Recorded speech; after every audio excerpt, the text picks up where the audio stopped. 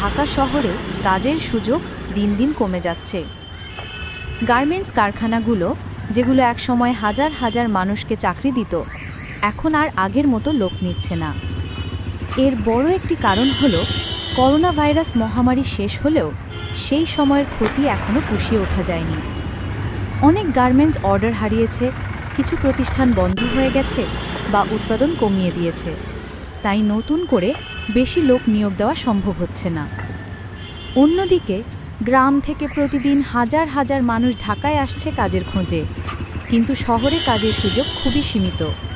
ফলে ঢাকায় এখন কাজ না পেয়ে অনেকেই বেকার অবস্থায় কষ্টের জীবন কাটাচ্ছেন।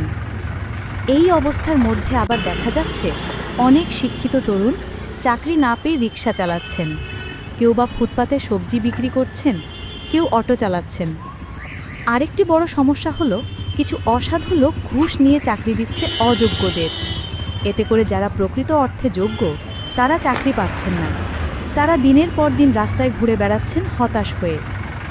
বিশেষজ্ঞরা বলছেন এই সমস্যার সমাধান করতে হলে দ্রুত নতুন কাজের সুযোগ তৈরি করতে হবে, গ্রামে শিল্প কারখানা গড়তে হবে এবং ঘুষ ও দুর্নীতির বিরুদ্ধে কঠোর ব্যবস্থা নিতে হবে।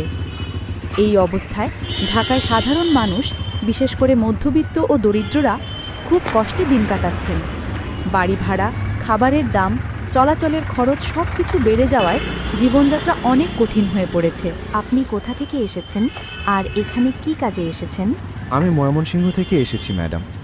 কাজের খোঁজে ঢাকায় আসছিলাম, ভাবছিলাম গার্মেন্টসে চাকরি পাবো, কিন্তু কিছুই হলো না।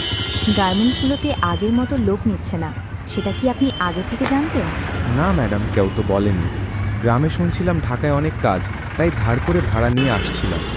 এখন দেখি এখানে কাজই নাই, অনেক মানুষ বেকার ঘুরছে। আপনি তো শিক্ষিত মনে হচ্ছে, আগে কিছু করতেন? জি ম্যাডাম, আমি কলেজ পর্যন্ত পড়েছি। আগে একটা দোকানে কাজ করতাম, কিন্তু তাতে সংসার চলতো না। ভেবেছিলাম ঢাকায় এলে কিছু একটা হবেই। এখন ভাবছি রিক্সা চালানো শিখে ফেলি। আপনার মতো অনেক শিক্ষিত তরুণ আজ এমন অবস্থায় পড়ে আছে।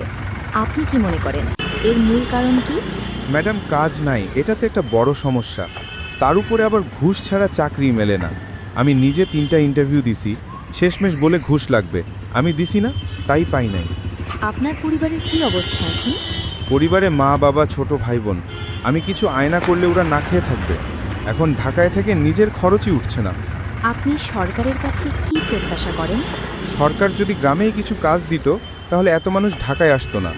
আর যদি ঘুষ দুর্নীতি বন্ধ করা যেত, তাহলে গরিবরাও চাকরি পেত।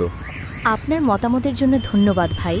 আমরা চাই সরকার ও সংশ্লিষ্ট কর্তৃপক্ষ আপনার মতো অনেক মানুষের কষ্টের কথা শুনুক। আপনাদের ধন্যবাদ ম্যাডাম, অন্তত কেউ তো শুনছে।